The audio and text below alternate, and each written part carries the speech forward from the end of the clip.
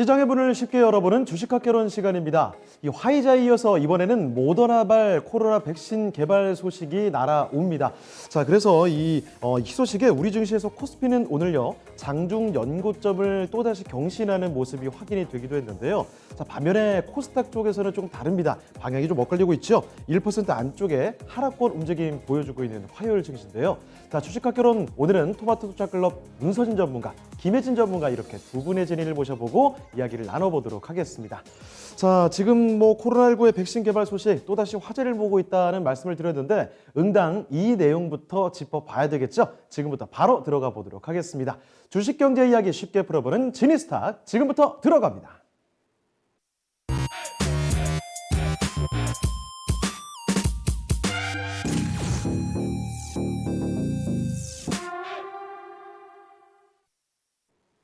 자, 지니스탁의 진이와 인사부터 나눠보겠습니다. 문서진 전문가님 안녕하세요.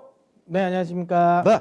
자, 전문가님 모더나에서 한 방 좀 터뜨려 줍니다. 이 예방 효과가 95%다. 거기다가 상대적으로 보관도 용이하다. 이런 말이 들려오고 있는데 이 백신 개발 소식 자세히 좀 정리를 해 주시죠. 네. 백신과 관련돼 가지고 화이자에 이어서 오늘은 이제 어제 새벽에 이제 모더나도 이제 중간 임상 3상 중간 발표를 했죠. 여러분들도 언론을 통해서 다들 아시는 것처럼 지금 화이자보다도 임상군에서의 예방률이 조금 더 높습니다. 94.5% 예방률을 확인하면서 조금 더 높아졌다라고 보시면 되고 CEO가 모더나 CEO가 이야기를 한 것처럼 사실상 특별하게 뭔가 치명적인 부작용은 나오지 않았다라는 거죠. 그러면서 이쪽과 관련된 부분 굉장히 좀 긍정적이다라고 이야기를 했고, 그 다음에 이제 냉동 보관을 하지 않아도 된다라는 거죠. 물론 냉동 보관을 하지 않아도 된다라는 거에 있어서 좀 다르긴 합니다. 냉동 보관을 하면 더 오래 지속되죠. 영하 20도 이하에서는 한 6개월 정도까지 보관할 수 있고, 대신 이렇게 냉장 보관만으로도 유통이 가능하다라는 거죠. 지금 이제 화이자 같은 경우는 이제 이 극저온까지 내려가야 되잖아요. 그러니까 영하 70도까지 내려가야지 이게 되는데, 보관이 되고 유통이 되는데, 지금 모더나 같은 경우, 모더나가 나온 이 백신 같은 경우는 한 2도에서 8도 정도만, 우리가 생각하는 그냥 일반적인 냉장고 정도의 온도만 저온으로만 하더라도 이동이 가능하고, 그렇게 됐을 때 한 달 정도는 유통이 가능하다고 하죠. 그 다음에 실온 상태에서도 12시간 정도는 또 유통이 가능하다라고 하니까 이 부분에서는 확실하게 이 화이자보다는 유통이 용이하다. 그래서 조금 더 빠르게 좀 이제 백신을 맞을 수 있지 않을까라고 시장에서 좀 기대를 하는 거죠. 그러다 보니까 모더나의 요 소식이 전해지고 나서 화이자가 급락을 했습니다. 바이오엔테크도 좀 급락을 했고요. 결국 아무래도 유통에 대한 용이성이 좀 더 있으니까 그렇죠. 그리고 이제 중요한 건 이 모더나도 화이자와 함께 RNA를 기반으로 mRNA죠. 예. RNA를 기반으로 한 또 백신으로 나오면서 요 부분도 좀 주목을 받고 있다라고 보시면 될 것 같습니다.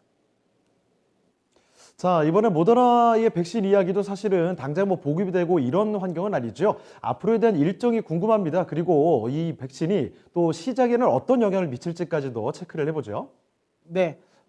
일단은 이제 백신이 나왔고, 근데 이제 이거 백신이 나오면서 또 시장에서는 또 컨택트, 언택트를 좀 나누기도 시작을 했고, 그다음에 뉴욕 증시에서도 언택트 관련 종목들은 좀 하락을 했고, 상대적으로 이제 컨택트 관련 종목들은 또 상승을 했는데, 아무래도 화이자 때보다는 조금 더 유통이 용이하다 보니까 이런 기대감이 좀 더 크다라고 보시면 될 것 같습니다. 앞서도 이야기 드린 것처럼 이제 냉장 유통이 가능하다라는 점이죠. 냉장 유통이 가능하기 때문에 화이자 같은 경우는 사실상 이 국내용일 가능성도 좀 높죠. 왜냐하면 이게 극저온으로 이동은 가능한데, 이제 이동하는 과정에서의 또 온도 유지도 좀 중요하고, 거기서 또 이제 만약에 이제 환자에게 맞출 때까지, 그러니까 예를 들어 화이자의 이거 백신을 만약에 가지고 오면, 그러니까 이동은 유통은 어떻게 할 수 있을 것 같아요.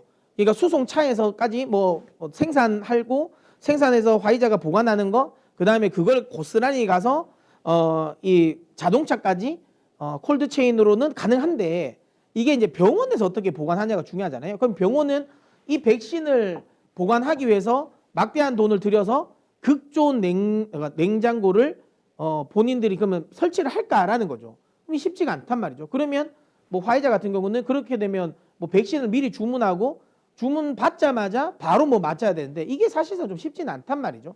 그래서 이제 화이자 같은 경우가 자꾸만 이제 유통에 관련된 이야기가 좀 나오고 있는데, 모더나는 그게 아니니까 아무래도 조금 더 유통은 용이하다라는 점이죠. 다만 근데 이제 여기서 이제 이 부분은 좀 신경을 써봐야 될 것 같은데요. 모더나가 어쨌든 화이자에 대비해서 유통 관련 부분은 조금은 뭐 불편한 부분, 그 다음에 좀이 유통이 용이하지 않을 수 있는 부분을 해소는 했는데 방식이 RNA 방식이죠. 그러니까 RNA 방식이라는 거 쉽게 말하면 바이러스 우리가 흔히 대부분 백신 같은 경우는 뭐 세균이나 바이러스를 직접적으로 배양을 하죠. 그걸 배양을 해가지고 뭐 죽이든 아니면 조금 더 약화를 시키든 해서 생백신, 사백신으로 해서 어쨌든 그 바이러스균을 우리가 직접적으로 몸으로 주입을 해서 우리가 자체적으로 면역을 생기게 하는 게 원래 백신이죠. 그래서 일반 이런 백신들은 기본적으로 대량 생산을 할 때 왜냐하면 바이러스를 지금 그거를 배양을 하면 되기 때문에 생각보다 좀 빨리 진행이 됩니다. 근데 이 RNA 방식 같은 경우는 지금 이제 코로나 바이러스의 일정 수준의 소위 말하면 DNA 중에 한 획인 거죠. 예, 요거를 빼가지고 이 RNA를 소위 말하면 이 배양을 해서 우리 몸에 주입을 하고 그걸로 우리 몸이 여기서 이제 면역을 느끼는 거잖아요. 이게 아무래도 상대적으로 좀 부작용도 좀 적고 하다 보니까 이쪽으로 많이 나오고 차세대 지금 뭐 면역 신약이나 뭐 백신 관련 부분은 이 RNA 방식이 많이 쓰이고 있죠. 근데 중요한 건 이게 그러다 보니까 CMO 방식으로의 대량 생산이 좀 어려울 것 같다라는 거죠.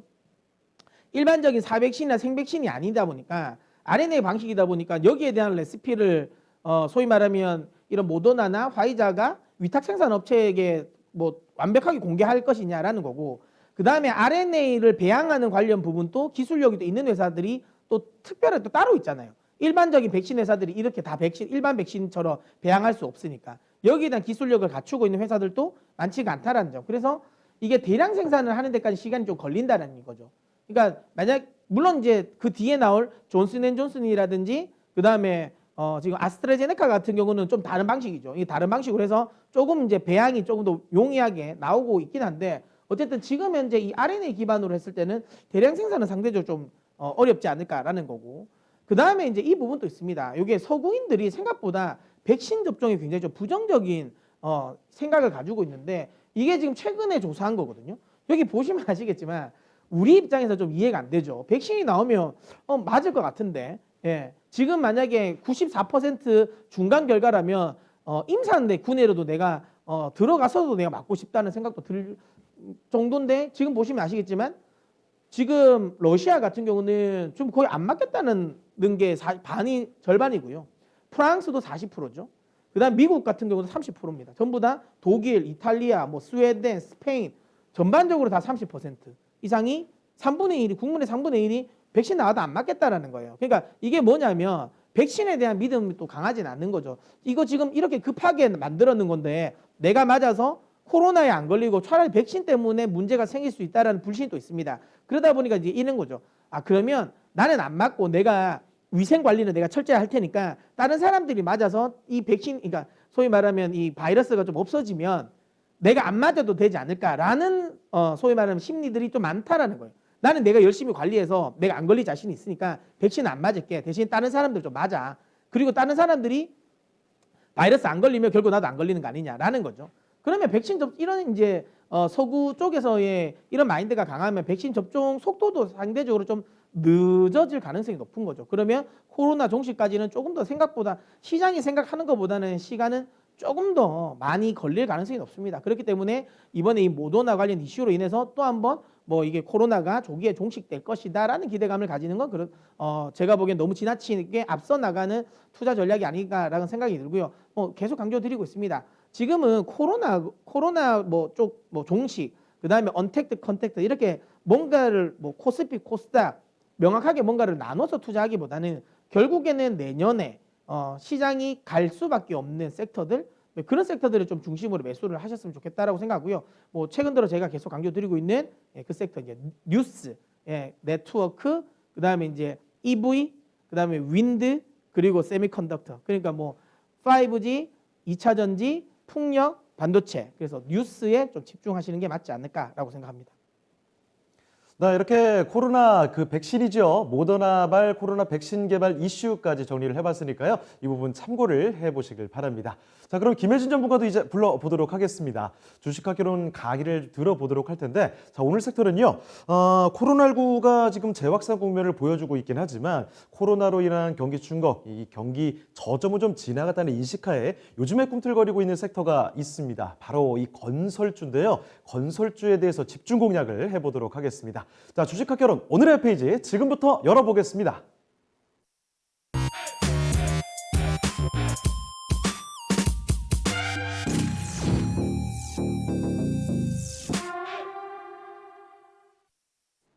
네, 조금 전에 문서진 전문가께서 말씀을 해주신 것처럼 코로나 종식까지는 아직까지 시간이 좀 필요할 것 같긴 합니다. 자, 그럼에도 불구하고 이 경기 회복에 대한 기대감이 나타나고 있습니다. 자, 그래서 건설주들도 요새 주가도 많이 상승하는 모습 보여주고 있는 것 같은데요. 자, 그렇다면 건설사들, 이 건설주들의 지금 업황 자체가 어떤지 먼저 체크를 해보죠. 네. 앞서서 뭐 지니스탁에서도 보셨지만 이렇게 백신에 대한 기대감도 충분히 나오고 있고요. 네, 물론 아직까지 먼 얘기 같지만 그리고 경기가 회복된다면 이런 기대감 때문에 시클리컬 업종들이 최근에 많이 주가가 상승을 하고 있거든요. 뭐 저희가 조선 같은 부분도 소개를 해드린 부분이 있는데 최근에 이제 한 1년, 한 2년 정도 이 경기 민감주 중에서 좀 주가하고 업황이 좀 상승하지 못했던 업종이 하나 있습니다. 그 업종을 좀 저희가 오늘 다뤄보려 하는데요. 바로 건설주입니다. 네. 건설에 관련 종목들이 주가 흐름이 좀 되게 좀 지지부진하고 있고요. 저희가 최근에 보니까 저희가 이렇게 이 낙폭 과대주들, 그다음에 그쵸. 잘 안 갔었던 종목들 이제 뭐 이거를 좀 몇 번 많이 했었잖아요. 근데 저희가 언급하고 나서 좀 급등 사례가 많더라고요. 네네. 해운조 같은 경우도 저희가 이야기를 하고 나서 그때부터 좀 본격적인 좀 상승을 했던 것 네, 같고, 뭐 조선그룹. 그다음 그렇고요. 조선도 예, 최근에 또 급등이 나오고 있는 상황인 것 같고, 그다음에 화학주 같은 경우도 그렇죠. 예, 대한유화 같은 경우도 뭐 그런 식으로 좀 움직이고 있는데, 그래서 이제 저희가 또 건설주로 이야기를 했으니까 지금부터 또 건설주가 또 한번 움직여. 움직이지 않을까라는 또 생각도 하는데, 근데 이제 업황 관련 부분을 좀 더 보긴 봐야 되겠죠. 보긴 그쵸. 봐야 되는데 사실 건설은 다른 섹터들 대비해서 정책적인 모멘텀이 굉장히 좀 민감합니다. 맞아요. 예, 이게 굉장히 좀 민감한 섹터라 가지고 현재 정부의 스탠스가 또 사실 뭐 우리나라 대형 건설사 중에서 아파트 안 만드는 회사는 거의 없으니까요. 그쵸. 삼성 엔지니어링을 제외하면 모든 우리나라 대부분의 건설사들은 자체 브랜드, 아파트 브랜드를 다 가지고 있으니까 결국엔 국내 매출도 거의 절반 정도 되잖아요. 그러니까 이 부분이 상당 부분 좀 우려감이 좀 나올 수 있고, 사실 건설주가 제가 작년에도 계속 이야기했지만 하면 안 되는 종목 중에 하나라고 제가 좀 많이 강조를 드렸죠. 분양가 상한제 관련해서. 그러니까 해외 쪽의 플랜트 수주와 관련된 부분은 좀 변수인데, 그렇죠. 더 될 수도 있고 안 될 수도 있는 변수지만 무조건 안 되는, 상수로 무조건 안 되는 건 국내 쪽이다라고 이야기를 많이 드려가지고 제가 좀 굉장히 좀 보수적으로 부정적으로 이야기를 했다가, 최근에 조금 보면서 물론 이제 뒤에 우리 김혜지 전문가님 이야기하시겠지만 조금은 볼만한 여지는 좀 생긴 것 같아요. 이제는 바닥을 잡고 더 빠지지는 않을 것 같다는 생각이 들더라고요. 그래서 조금씩 모멘텀은 좀 생긴 그런 것 같아서 그 부분을 한번 좀 김혜지 전문가님에게 좀 더 한번 들어보도록 하겠습니다. 좀 억울하다라고 말하는 업황들도 있더라고요. 건설주가 이렇게까지 뭐 기업의 실적이나 주가가 못 갈 이유가 없다. 실적에 비해서 주가가 너무 안 갔다는 거죠. 너무 저평가되어 있다는 네. 건데, 말씀해 주신 대로 건설 업황 같은 경우에는, 건설주 같은 경우에는 국내의 정책적인 모멘텀이 너무나 중요하기 때문에 저희가 항상 뭐 관련된 업황, 섹터에 대한 설명을 드릴 때 좀 글로벌적인 큰 시장을 설명해 드렸는데, 건설주는 국내 쪽부터 좀 볼까 합니다. 국내 쪽에 사실 부동산 정책이 뭐랄까요? 저희가 주식 투자를 하고도 있습니다만 워낙에 또 우리나라에서 민감한 투자처이기 때문에 좀 이런 거에 대한 변수가 있지만, 네, 최근에 정부 기조 자체가 좀 부동산 규제를 좀 많이 하고 있는 쪽이기 때문에 이쪽에 대한 영향을 안 받을 수는 없었던 것 같아요. 그래서 역시나 좀 주가가 조금 못 갔는데, 최근에 이 재개발, 재건축에 대한 규제가 좀 완화될 수 있겠다라는 기대감들이 생겨나는 거죠. 이제 내년부터 생겨나는 겁니다. 왜냐하면 최근에 이렇게 부동산 규제가 많아지다 보니까 뭐 분양가 상한제도 있었고요. 네. 그다음에 뭐 초과이익 환수제, 재건축에 대한 초과이익 환수제 같은 것도 그게 문제가 되긴. 최악입니다. 근데 중요한 건 알짜 지역은 저 두 가지를 다 하잖아요. 그쵸. 분양가 상한제 플러스 초과이익 환수까지 해버리니까 사실 조합원 입장에서는 할 이유가 없죠. 그리고 이제 중요한 건 이제 어쨌든 정권이 바뀔 수도 있잖아요. 특히 부동산 뭐 교육, 뭐 부동산 이런 것들은 정권이 바뀔 때마다 워낙 정책이 확 바뀌다 보니까 사실상 뭐 조합원들 입장에서는 다음 기다려보자라고 생각할 수도 있는 부분이죠. 그러다 보니까 좀 이렇게 정부에서는 규제를 완화를 하는데 이게 이제 실제로 사업이 될지는 조금 더 지켜보긴 봐야 되는 상황이긴 한 것 같긴 해요. 지금 정부의 규제 자체가 뭐랄까요? 처음에 이 정부에서 내비쳤던 부동산 정책은 공급을 늘리겠다, 공급을 완화해 주겠다는 정책이었는데 좀 그러다 보니까 뭔가 투기 수요가 일어나는 것 같으니까 이제는 공급과 수요가 양쪽을 좀 막아보겠다라는 정책을 펼치다 보니까 난리 난 거죠. 지금의 뭔가 지금 의도치 않게 거래량도 폭발하기 시작했고요. 부동산 가격이 올라가기 시작을 했는데 하지만 이게 이제 수치로 드러나기 시작하는 게 이게 투기 수요만 있는 건 아니다. 부동산에 아직까지 실수요자가 정말 많다라는 것들이 통계상으로 나타나고 있거든요. 그러니까 이제 그런 부분이라고 보시면 될 것 같아요. 요즘에 뭐 영끌이라고 이야기하는 게 그쵸. 사실은 그게 다 실수요자들이었잖아요. 그러니까 원래는 조금씩 천천히 좀 살려고 했었던 사람들이 야 이거 지금 젊은 아니면 절대로 네. 부동산 못 사겠다라고 생각해버리니까 그분들의 실수요가 확 몰리다 보니까 수요 자체가 좀 폭발적으로 좀 늘어난 거죠. 네, 그래서 이런 부분들을 좀 이제 통계적으로 보면 이제 어느 정도의 기간이 지나면 정말 공급이 좀 부족하다라는 걸 인식을 하고 앞으로 좀 재건축, 재개발 또 공급에 대한 물량을 좀 늘릴 수 있다라는 기대감이 생기게 되는 건데요. 최근에 이제 뭐 부동산 규제가 일면서 미분양이 정말 확 줄었습니다. 그렇죠. 저거라도 정말, 사야 되니까 지금. 네, 그러니까 항상 건설사들의 리스크되는 부분이 미분양이었거든요. 그러니까 분양할 때 미분양은 또 괜찮은데 완공된 후에 준공이 다 된 후에 안 들어가 버리면 그렇죠, 안 잔금을 안 넣어 버리면 이것도 이제 머리가 아프죠. 그렇죠. 그 부분이 가장 건설사들 리스크적인 부분이었는데 최근에는 이 준공 후의 미분양 자체도 왼쪽 그래프 보시면은 확 줄었어요. 이게 지금 수도권은 정말 품귀 현상이 일어나고 있고요. 전국적으로 봤을 때도 이 준공 후 미분양 자체 수가 감소를 했습니다. 그러니까 이렇게 정말로 사고 싶어하는 사람들이 많지 않을까라는 실수요자를 예측할 수 있는 이게 그래프인 진짜 것 같고요. 이때가 준공후 미분양이 엄청나게 많이 났을 때가 리만 맞아요. 사태 때네요. 그렇죠. 예, 제가 이때 집을 샀던 시점인데 그러세요? 갑자기 그래서 느낌이 그때 싸게 사셨을 수 있겠네요. 지금 보니까 딱 그 시점에 맞네요. 예. 건설사들이 사실 이렇게 뭐랄까요, 재무적으로 항상 좀 재무적으로 안 좋았던 때가 정말 리먼 사태 때, 네. 그리고 해외 플랜트를 너무 저가 수주를 했어가지고 그 부분에서 리스크가 있었던 때가 있었는데 그때보다 정말 확 줄었죠. 그리고 확 최근에 줄었네요. 수도권 같은 부분은 뭐 정말 미분양이 아예 없을 정도로 준공이 다 된 부분도 지금 집이 없을 정도로 지금 품귀 현상이 있다고 하니까 그러니까 이런 걸로 봤을 때는 공급을 좀 늘려야 되겠다라는 생각을 좀 할 것 같아요. 그래서 암암들이 지금 재건축, 재분양, 분양 이런 시장이 지금 잦아들고 있다고 생각하시겠지만 그래도 올해에도 지금 분양 시장이 지금 계속 성장을 하고 있었거든요. 다음 그래프도 보여주시면 올해 이제 전국에 있을 분양 물량을 전망하면 물론 살짝 이연되는 부분은 있습니다. 근데 보시면 올해 연초에 계획됐던 물량이 3만 호 정도가 됐었는데 실질적으로는 좀 많이 다 전체가 되지 않았는데요. 이게 대기 물량이 있다는 거죠. 그러니까 공급이 이제 이연될 수가 있는 부분이 있으니까 이 이연되는 부분만 하더라도 지금 건설사들이 예측하기에는 1년치의 실적을 다 채울 수 있을 만한 이제 이연되는 공급 물량이니까 이 부분들이 만약에 좀 정책적으로 조금만 더 좀 완화가 된다라고 생각이 된다면 이 건설사들의 실적이라든지 주가에 대한 기대감들이 충분히 있을 것 같고요. 최근에 대형 건설사들, 우리나라에 있는 대형 건설사들이 분양 시장에서 아예 빠진 게 아니거든요. 그러니까 미리 받았던 인정이 됐던 부분에 대해서 시공을 계속 하고 있었기 때문에 그 부분에 대한 물량도 사실 올해하고 내년에 수치 그래프 보시면 내년이 이렇게, 좀 많이 늘더라고요. 네, 확실히 늘어날 거예요. 아무래도 분양 시장에서도 분양가 상한제 이거 확산되기 전에 맞기 전에 이제 물량 받은 다 거죠. 해버리자 해가지고 네. 내년이 거의 폭발적으로 늘더라고요. 맞아요. 보니까. 예. 내년 같은 걸리기 경우에는 전에, 예. 그렇죠. 분양가 상한제가 아무래도 조금 건설사들 입장에서는 이익이 조금 반감되는 부분이기 때문에 조금이 아니라 거의 이익이 없다고 보시면 돼요. 만약에 분양가 상한제가 걸려가지고 사실상 만약에 분양이 돼버리면 국내 쪽의 아파트 매출은 사실상 건설사 입장에서는 챙겨갈 게 별로 없죠.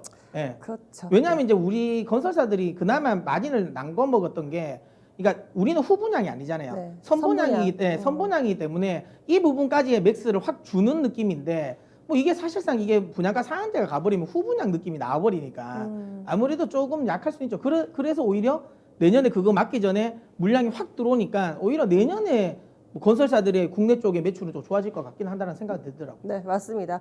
분양가 상한제가 본격적으로 시행되기 전에 빨리 분양을 해야 되는 시장이 열릴 수밖에 없으니까 이쪽에 대한 기대감 충분히 있는 것 같고요. 또 앞서서 말씀드렸지만 정부에서 계속 물량을 주겠다라는 정책은 펼치고 있었어요. 뭐 1기 신도시, 지금 정부에서 1기 신도시, 뭐 2기 신도시, 그리고 3기 신도시에 대한 기대감이 이제 생기기 시작하는 거거든요. 왜냐하면 지금 너무 물량이 없어서 지금 가격이 너무 올라가고 있으니까 집 가격이 올라가고 있으니까 이 부분에 대해서 이제 좀 펼쳐줄 수 있는, 지금 보시면 거의 뭐 전 수도권, 뭐 서울을 중심으로 한 수도권에 대한 신도시 계획을 2기까지는 발표했잖아요. 그리고 예측되는 3기 신도시의 모양인데 뭐 이런 좀 뭐랄까 분양에 대한 뭐 건설 개발에 대한 좀 정책적인 걸 도와주기만 한다면 이 건설 시장이 국내에서도 그렇게 죽을 것 같지는 않다고 생각을 하고 있거든요. 저는 이제 뭐 이거 좀 다른 말이긴 한데 이거 보면서 느꼈던 거 위례 쪽에 그냥 제가 보기엔 좀 이 인프라만 교통 인프라만 좀 깔아주면 위례 쪽으로도 많이 막 엮일 것 같은데 그렇죠. 예 그걸 너무 안 해주니까 사실상 그러니까 할 수 있는 데도 많거든요. 예 공급을 풀 수 있는 데도 많은데 이상하게 그쪽은 또 안 열어주더라고요. 일단 예. 3기 신도시까지 거기 열겠다는 3기까지가 목표가 열렸으니까. 네, 2028년이거든요. 그러니까 아직까지는 좀 시간이 남았고 일단 좀 시장이 어떤 추이로 가는지 지켜보고 싶어 하는 것 같아요. 근데 이렇게 좀 부동산 시장이 이렇게 과열이 된다면 앞으로 정책적인 것을 좀 도와주지 않을까라는 생각을 하고 있습니다. 그렇다면 국내에서의 뭐 정책 모멘텀도 생길 수 있는 부분이 있으니까 건설사들이 올해보다는 그 내년에 좀 기대가 되지 않을까라는 생각이 들고 있어요. 최근에 경기 민감함, 경기 회복됐을 때 기대감들을 갖는 시크릿과 업종을 봤을 때 건설사들도 좀 챙겨보셔도 괜찮지 않을까 생각을 하고 있습니다. 네, 건설주에 관련한 국내의 이 호재들을 좀 점검을 해봤습니다. 자, 그런데 이 건설사 관련해서 해외 쪽의 수주도 받는 것으로 알고 있습니다. 그렇다면 해외 수주 현황이 어떤지도 궁금해지는 대목인데요. 여기에 플러스에 이 건설주들을 지금 또 봐야 되는 어떤 특별한 투자의 포인트, 매력 포인트가 있는지도 같이 한번 좀 설명을 해주시죠. 네.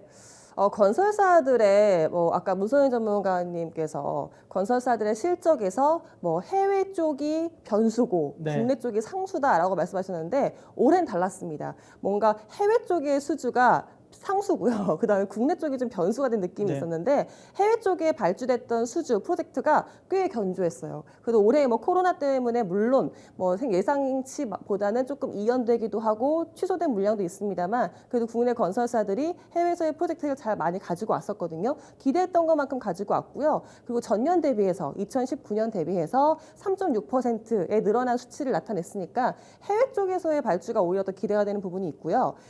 이것 쪽에 이제 내년 쪽에도 기대가 되는 부분이 내년에도 이제 굵직굵직한 해외 프로젝트가 되게 많이 있는데 특히 중동 쪽, 뭐 이라크라든지 뭐 네. 이쪽에 지금 중동 쪽의 플랜트라든지 건설 경기에 대한 지금 붐이 좀 일 수 있겠다. 경기 부양을 해야 되니까요. 이쪽에서 기대되는 부분이 있거든요. 일단 왼쪽에 이제 해외 수주 잔고, 우리나라의 대형 건설사들이 이제 해외에서 받은 수주 잔고를 보시면 작년 때보다도 오히려 증가했습니다. 코로나 때문에 좀 우려가 되기도 했고 뭐 해외 플랜트, 해외 건설 쪽에 조금 없지 않을까 실적에 그냥 우려감이 있었지만 그래도 잘 선방을 했고요. 오른쪽에 이제 중동 특히 이제 글로벌적으로 봤을 때 중동 시장이 열린다면 이쪽에서 이제 우리나라 건설사들이 먹을 수 있는 부분이 많다라는 부분이 이 시장이 아직 본격적으로 열리지도 않았고요. 그리고 코로나 때문에 지금 이연됐던 지금 공급 물량들이 되게 많이 그렇죠. 있거든요. 건설을 거의 못했으니까. 네, 건설 거의 발주도 못했어요. 거의 안 나오고 있었죠. 물론 유가에 대한 문제도 있습니다만 그러니까 이쪽에 대한 시장이 열린다면 꽤 우리나라 기업들이 많이 진출할 수 있을 것 같은데 제가 다음 표도 하나 정리해 드릴게요. 물론 지금 잘게 써져 있어서 잘 보이실지 모르겠습니다. 그래도 이만큼 많다라는 거잖아요. 네, 이만큼 많이 있는 거고요. 안 보일 정도로 많다라는 거잖아요. 그리고 특히 파란색으로 체크돼 있는 부분이 이제 있을 거, 네. 이제 앞으로 기대가 되는 것들입니다. 하얀색으로 있는 부분이 이제 앞서서 수주를 받은 부분이고요. 네. 파란색으로 있는 부분이 이제 지금 앞으로 기대가 되는 부분인데 꽤 굵직굵직한 이제 그 뭐 나라라든지 큰 프로젝트가 네. 많거든요. 그리고 원래 건설업 자체가 연말로 갈수록 이제 해외 수주가 많이 나오거든요. 오른쪽 그래프도 보시면 매년 2015년부터 2016년, 17년, 2019년까지 매년 연말로 갈수록 수주가 점점 증가하는 그래프를 보이고 있으니까 앞으로 11월, 12월 달에 기대된 수주가 꽤 있다는 거죠. 그리고 내년도 해외 쪽에 경기 회복이 된다면 글로벌적으로 수주가 많이 증가할 것이다. 이쪽에 대한 건설사들의 실적 기대감도 있는 것 같고요. 그리고 무엇보다 건설업종에 대한 투자 포인트라고 하면 항상 저희가 조선주나 해운업 말씀드릴 때도 하듯이 저평가, 네. 밸류에이션에 대한 매력이에요. 다른 업종들에 비해서 싸다는 거죠. 지금 실적이라든지 이런 걸 반영을 했을 때 주가가 되게 싸다는 건데요. 이 건설업들이 지금 역사적으로 봤을 때 이제 계속 밸류를 어떻게 받아내는지를 봤을 때 해외 쪽의 수주가 좀 중요했던 시절이 있었어요. 2012년 때 저가로 해외 플랜트나 수주를 많이 받았어가지고 그때 상승을 했었는데 이게 이제 국제 유가도 하락을 하고 그때 물량에 대해서 워낙 가격적인 수주 그렇죠. 마진이 남지가 않았어가지고 그게 이제 밝혀질 때 또 떨어졌죠. 네, 그래서 이때부터 조금 고전을 면치 못하다가 중간에 주택 규제가 완화가 된다든지 남북 경협이 있었다든지 할 때 상승을 해줬는데 최근 같은 경우에는 이제 최근 많이 눌려있긴 하거든요. 근데 앞으로 기대되는 부분이 많기 때문에 해외에서의 수주라든지 그리고 국내에서의 정책적인 모멘텀이라든지 앞으로 신사업을 가진 건설사들도 많이 생기기 때문에 이쪽을 비교한다면 건설 업종도 지금 저평가지 않을까. 지금 제가 그 저평가 매력도에서 지금의 주가가 거의 그 금융위기 때보다도 더 싼 가격이고요. 그리고 2012년, 2013년 때 건설 업황이 안 좋을 때 그때보다도 받았던 밸류에이션보다 더 저렴한 구간이기 때문에 이쪽에 대한 매력도는 있는 것 같아요. 그래서 건설업종을 물론 저희가 성장주를 말씀드리듯이 장기적으로 꾸준히 보세요라기보다는 지금의 업황에서 시클리컬 업종들이 반응을 해준다면 건설업도 그 중에서 조금 관심 있게 보셔서 잠깐 투자해 보시기에도 좋으실 것 같습니다. 네, 국내외를 막론하고 드는 이 기대감, 거기에다가 이 저평가 매력까지도 갖추고 있는 건설주입니다. 자, 그러면 이제 이 건설주대 관심 종목 4종목을 꼽아 보도록 할 텐데요. 어떤 종목들이 있겠습니까? 네, 여러분들이 생각하는 그 4종목이 맞습니다. 삼성그룹은 저희가 이제 제외를 했고요. 삼성그룹을 제외한, 왜냐하면 삼성그룹은 또 그 지분 관련 그렇죠. 이슈도 있어서 일단은 이쪽에서는 뺐고요. 삼성그룹을 제외한 나머지 4종목인데요. 대우건설, GS건설, 현대건설, 대림산업 이렇게 4종목을 가지고 나왔습니다. 일단 이제 가장 먼저 이제 제가 나오는 방송을 많이 보신 분 아시겠지만 제가 이제 개인적으로 좀 이제 건설주 중에 좀 좋아하는 종목이긴 합니다. 대우건설인데요. 내년도 아까도 이야기 드린 것처럼 주택 물량은 좀 급증할 것 같다라고 생각이 듭니다.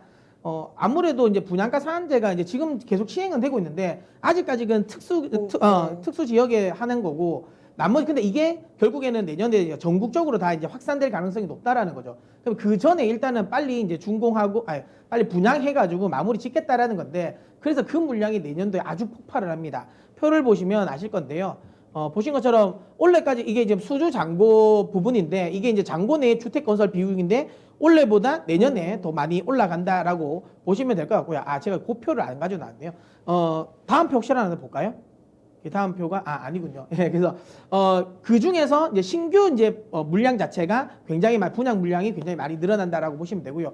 이거는 결국엔 제가 이제 대우건설을 항상 이야기할 때 제 그나마 항상 가장 메리트 그러니까 다른 건설사 대비해서 이 메리트가 너무 많아서 제가 이야기 드리는 건데 뭐냐면 결국에는 이쪽 관련 부분이 이제 카타르라든지 나이지리아 쪽에 LNG 프로젝트들이거든요. 그러니까 많은 우리가 흔히 말하면 LNG 프로젝트라고 하면 상대적으로 다 조선주를 많이 생각을 합니다. 조선주를 많이 생각하지만 제가 그때 카타르 수주 나왔을 때 제가 이때 이야기했죠. 이거 너무 축배될 거 아니다. 그렇게 긍정적이지 않다고 이야기하면서 그때 오히려 건설주 쪽 특히 한 2, 3년 후를 생각한다면 실질적으로 카타르 수주가 나올 거를 감안한다면 대우건설도 생각해 볼 수 있다라고 이야기 드렸는데요. 이유는 그겁니다. 그러니까 이런 중동 쪽에서의 플랜트 수주가 나오면 플랜트 수주의 대부분 대규모 플랜트의 수주의 30% 정도는 캐리어예요. 그러니까 운반하는 LNG선 가격이고요. 나머지 70%는 육상 플랜트입니다. 그러니까 여기서 개발하고 저장하고 수송하는 육상 플랜트 쪽이 70%를 차지하거든요. 그러니까 카타르 수주와 관련돼서 무조건 우리 이제 조선주 쪽만 볼 건 아니고요.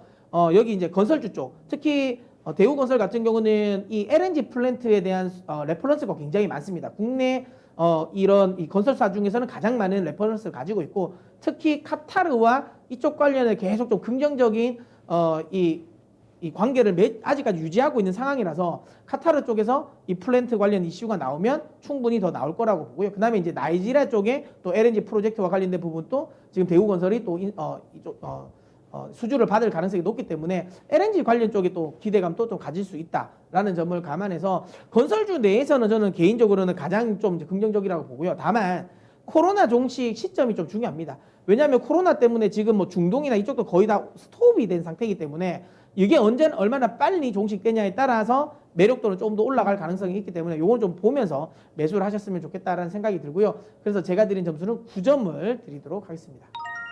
네, 다음으로 GS건설 볼 이것도 텐데요. 개인적으로 좀 좋아하는 종목입니다. 네, 저도 GS건설이 건설주 중에서 가장 좀 성장성을 가지려고 노력하는 건설주사지 않을까 생각을 하고 뭐 있는데 많이 하지 않습니까? 정말 많이 저희가 그때 폐배터리 할 때도 이거 나왔지 않습니까? 네, 맞아요. 그다음에 뭐 지금 GS건설 같은 경우는 디지털 뉴딜 관련 수혜주이기도 한 게 데이터 센터 건설도 이쪽에 많이 안양에 하고 짓고 있거든요. 있죠. 네, 네. 그래서 맞아요. 그래서 그런 부분, 성장성 부분도 있지만 오늘 건설사적인 본업이 얼마나 충실한지 보면요.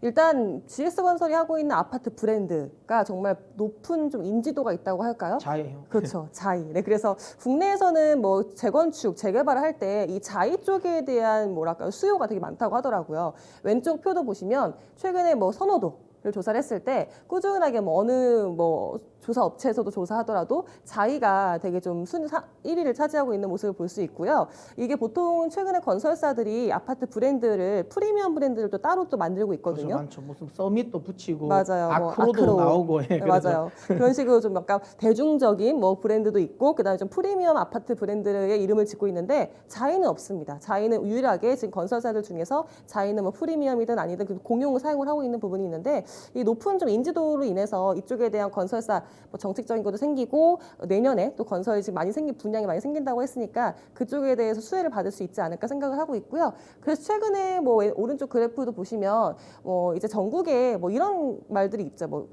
이런 재건축 재개발할 때 토지 개발이 있고 그다음 도시 개발이 있는데 토지 개발은 뭐 신도시 같이 뭔가 되게 기간이 길고 막 이런 토지를 개발하는 부분인데 도시 개발 같은 경우에는 재건축만 딱 하면 되는 부분이 있는데 이쪽에서 점유율이 GS건설이 꽤 높아요. 그러니까 이런 부분에서 브랜드 인지도도 있는 것 같고요. 그래서 정비 사업에서의 점유율도 봤을 때 GS건설이 꽤 국내에서 5개의 대형 건설사들 중에서 점유율을 가장 많이 차지하고 있는 부분은 좀 호재인 것 같고요. 그리고 두 번째는 역시나 신성장 동력을 많이 가지고 있는 기업입니다. 아까도 말씀 주셨지만 일단 그 폐배터리, 2차 전지 리사이클링 사업도 지금 시작하겠다고 하고 있고요. 그다음에 최근에 스마트팜도 네, 진출했습니다. 얼마 전에 했던 건데 저희가 저희가 스마트팜 공장이 똑똑해지고 있다고 말씀드렸잖아요. 그쪽에서 관련된 건설도 하고 있고요. 그다음에 최근에 수처리 시설이 이 건설을 할 때 건설 폐기물이 많이 생기잖아요. 그러니까 건설이 환경에 좀 환경 오염의 좀 주 원인이다라는 부분도 있는데 그런 건설 폐기물과 같이 수자원을 잘 처리를 하는 방법이 지금 친환경적인 것으로 지금 떠오르고 있는데 그래서 이 부분에서 지금 GS건설이 나서고 있는 게요. 글로벌적으로 봤을 때 뭐 스페인의 이니마라고 해가지고 이 물을 처리하는 방식에서 인수를 했습니다. 자회사를 인수를 해가지고 지금 이쪽에 대한 친환경 신재생 에너지를 뛰어들고 있거든요. 그러니까 이거에 대한 성장성도 있는 것 같고 최근에 또 모듈러 사업이라고 해가지고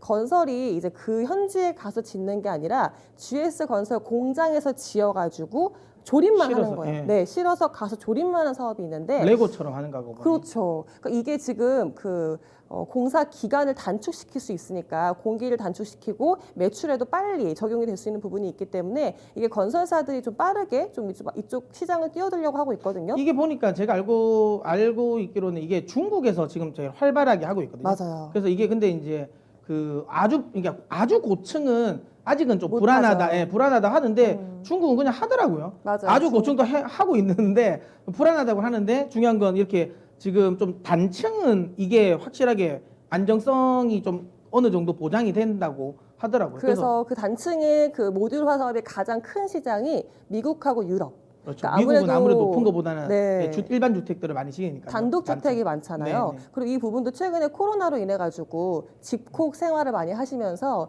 이 집에 대한 수요, 집을 이쁘게 짓고 짓고 싶다 하시는 분들이 생기면서 이쪽 시장이 커지고 있다고 하더라고요. 아, 이쪽 근데 시장도 되게 부럽네요. 있고요. 네. 집콕 생활하면서 아 집이 좀 넓었으면 좋겠다 하면 옆에 집이 하나 뚝딱 지어줄 정도인데 모듈을 시키는 거죠, 조립하려고. 네. 땅이 얼마나 글쎄요. 넓어요? 우리나라에서는 좀 상상하기 힘들 것 같은데 미국은 뭐 충분히 가능할 것 같긴 하네요. 네, 그래서 글로벌적으로 성장할 수 있는 부분이 있기 때문에 GS건설 같은 경우는 실적도 내년부터 정말 본격적으로 턴어라운드 되지 않을까라고 생각하고 있습니다. 뭐 올해까지는 일단 힘든 시기는 지났다. 그럼 내년부터는 조금 기대가 된다. 봤을 때 GS건설도 좀 긍정적이게 보시면 좋으실 것 같아요. 점수는 9점 주겠습니다.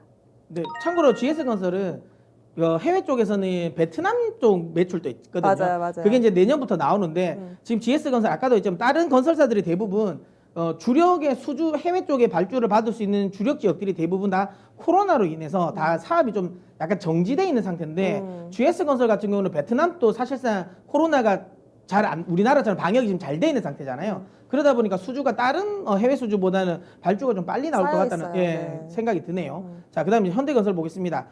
현대건설 뭐 어쨌든 뭐 우리나라 뭐 1등 건설사라고 보시면 되는데 중요한 건 똑같습니다. 뭐 주택 공급 물량이 좀 증가하고 있고 뭐 아까 저 브랜드를 뭐 보셔서 아시겠지만 뭐 우리나라 쪽의 브랜드 인지도가 1위가 자인데 다른 어떤 한 해는 힐스테이트였잖아요. 저는 개인적으로 힐스테이트를 좋아합니다. 어쨌든 힐스테이트를 공급하는 회사이고 중요한 건 그 이라크 지역에 그러니까 해외 쪽에 대한 수주인데 이라크 쪽에서 대형 공사들이 많습니다. 그러니까 이라크 지역에 뭐 플랜트라든지 이라크 지역으로 해가지고 저 보시는 것처럼 그 뭐 이 고속철 관련 부분이라든지 이런 쪽에 좀 집중이 이라크에 굉장히 많이 돼 있어요. 근데 이게 한편으로 좀 단점인 게 아시는 것처럼 중동 내에서 이란, 이라크가 그쵸. 코로나가 굉장히 심합니다. 그래서 지금 이게 언제까지 될지는 아직 기약은 없어요. 그래서 이게 코로나 종식과 관련된 부분이 좀 나와야 된다. 그게 아니면 이 수주와 관련된 부분 모멘텀은 좀 뒤로 좀 미뤄질 가능성이 높기 때문에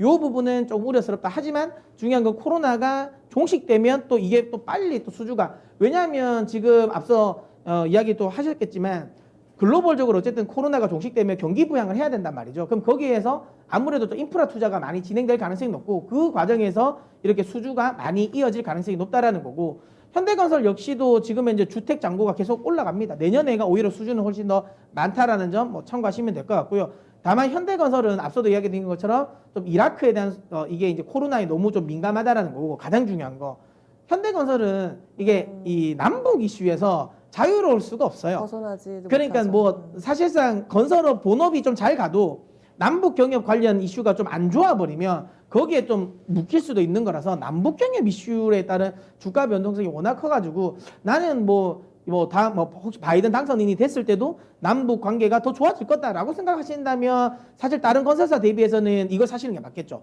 남북 경협에 대한 프리미엄을 감안한다면. 근데 바이든 당선인이 됐을 때 남북 관계가 조금 예전만치는 안 하겠다라고 생각하신다면 사실 이 부분은 좀 꺼려지는 게 맞습니다. 이거는 제 개인적 그러니까 개인의 취향인 것 같고요. 투자자분들의 취향인 것 같고 거기에 맞춰서 좀 선택하셨으면 좋겠고 다만 저는 개인적으로는 건설사 내에서 매력도는 그래도 상대적으로 다른 건설사 대비는 좀 떨어진다고 생각해서 저는 8점을 드리도록 하겠습니다.